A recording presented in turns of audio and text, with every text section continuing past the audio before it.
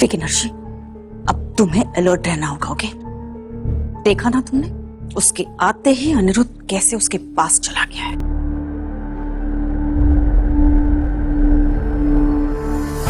तुम लोग नहीं समझोगे मैं क्यों इस लड़की को अवॉइड करना चाहती हूँ। अगर तुम लोग मेरी जगह होते ना तो समझते।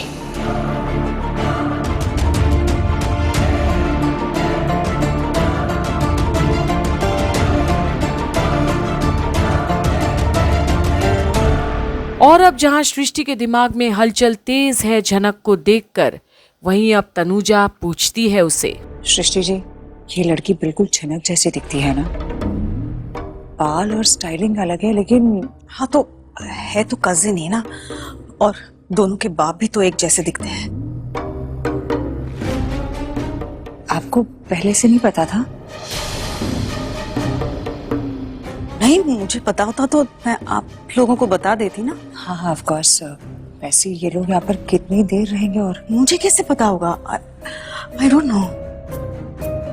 वैसे अर्शी ने तो सबके सामने बोल दिया था कि ये नहीं चाहती अन्नी किसी ऐसी लड़की के साथ दोस्ती बढ़ाए जो बिल्कुल झनक जैसी दिखती है। बोल तो दिया था, लेकिन क्या करें अब? वैसे सहना तो अर्शी को ही पड़ेगा। बट हाँ, अब अनिरुद्ध और अर्शी का रिश्ता ठीक हो रहा है तो बस मैं होप कर रही हूँ कि दोनों जल्द से जल्द शहर छोड़ के चले जाएं। हाँ सृष्टि जी, मैंने दोनों से बात की है। मैंने समझाया इन्हें कि अभी ऑनसेट जाना जरूरी नहीं है, 2 महीने बाद भी जा सकते हैं लोग।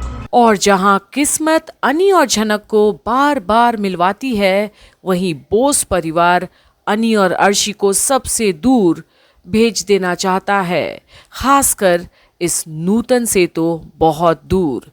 वहीं अब लालौन और अप्पू आते हैं स्टेज पर अपनी आवाज देने।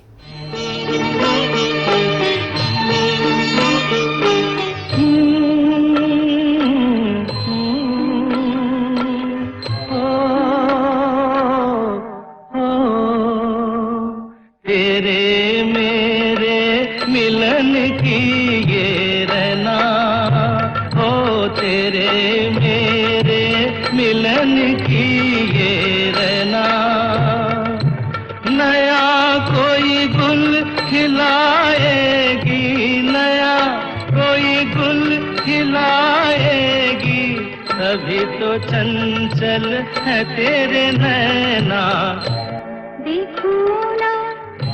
देखो ना तेरे मेरे मिलन की ये रहना।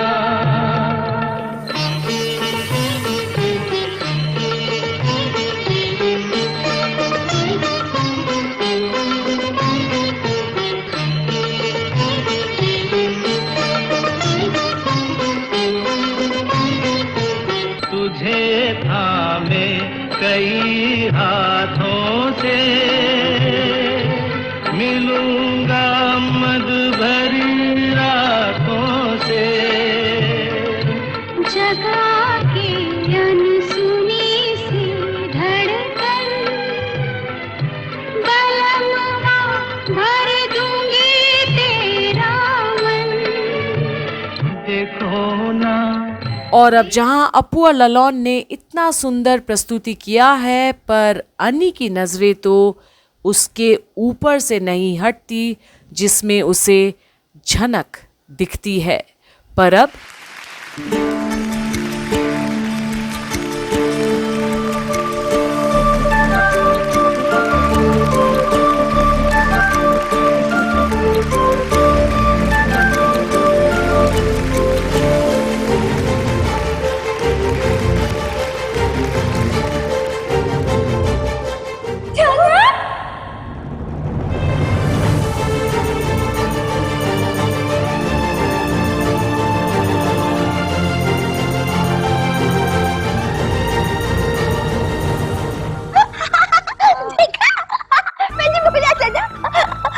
हाय, पर मेरा नाम नूतन है।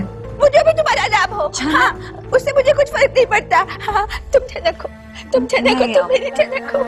और जहां अप्पू की जज्बात बह रही है झनक के सामने, झनक को भी बड़ी मुश्किल हो रही है अपनी असल पहचान में नहीं रहना अप्पू के साथ, क्योंकि वहां अभी डर है, पर अब तुमने झनक को देखा नहीं है ना? अगर झनक को देखती तो तुम्हें पता चलता।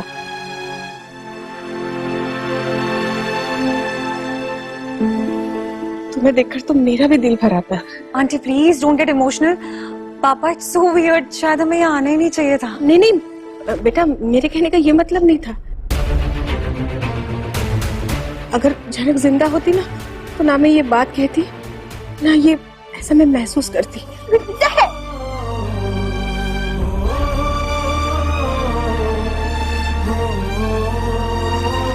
तुम्हें भूख लगी होगी ना, आओ मैं तुम्हें कुछ खिलाती हूँ, आओ। तुम लोग इतना सेम कैसे दिख सकते हैं ना? दोनों के बाबा भी तो जुड़वा है ना। हाँ, लेकिन मुझे अभी भी शक है। कैसा शक? मेरे मन में एक ख्याल है, मुझे समझ में नहीं आ रहा है आपके साथ शेयर करूं भी या नहीं। और अब मीनू सोच में पड़ गई कि वो ये बात बताए भी या नहीं छोटौन को। मीनू, अगर शेयर नहीं करोगी तो मैं कैसे समझ पाऊंगा? आपको सच में लगता है झनक अब इस दुनिया में नहीं है? कैसी बातें करी? हमने न्यूज में सब कुछ देखा था। और मुझे लगता है तुमने ये इस नूतन को देखा है ना, इसलिए बार बार ऐसा ख्याल आ रहा है।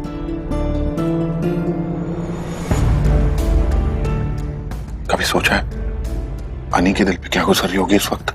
सच में अनिरुद्ध बाहर से ही ठीक लग रहा है, और उसके दिल में बहुत दुख है, उसकी आंखों में दर्द है जो इतनी आसानी से नहीं जाएगा।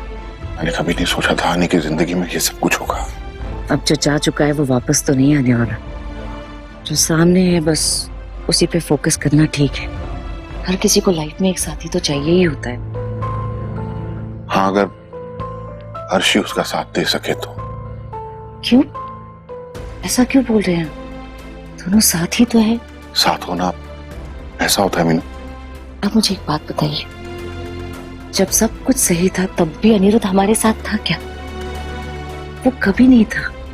और जब कुछ ठीक है ही नहीं तो हम भी उससे क्या एक्सपेक्ट कर रहे हैं? और अब जो बातें मीनू ने बताई है छोटौन को, ये सुनकर छोटौन भी आखिर अब क्या जवाब दे। वाकई में अनी के अंदर क्या चल रहा है ये एक रहस्य की तरह है। वहीं अब अंजना अप्पू को लेकर तो जाती है वहां से, पर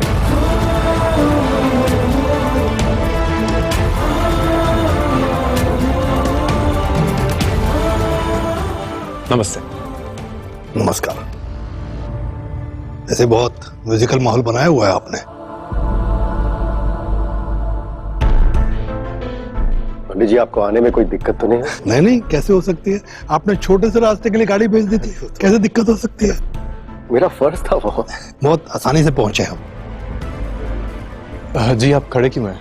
बैठिए ना, कुछ मंगवाऊं, कुछ खाएंगे? नहीं thank you. Sure. Nutan, you should also try some cuisines. There are not many. Uncle, I'm okay. But you should enjoy. It's your party. Know that, but you also have fun. Yeah. Yeah. अच्छा अनिरुद्ध, तुम please इनका ख्याल रखना और अपनी family का भी, ठीक है? मैं जरा टाइड अप हूँ, मैं आता हूँ। Don't worry uncle, I will take care of that. और अब अर्शी अनी के हर एक हाव भाव को दूर से देख रही है। उसे पता है कि इस वक्त अनी के लिए कोई अहम है तो वो है सिर्फ ये झनक जैसी दिखने वाली लड़की, या स्वयं ये झनक ही है। आगे की अपडेट्स के लिए बने रहिए कंप्लीट बॉलीवुड पर, क्योंकि अब बहुत कुछ होने वाला है यहाँ, जहाँ विनायक अब दिल पर पत्थर रखकर अपनी ही बीवी को करेगा बेनकाब, जहाँ झनक नकाब पहनकर घूम रही है नूतन का। बने रहिए कंप्लीट बॉलीवुड पर आगे की अपडेट्स के लिए।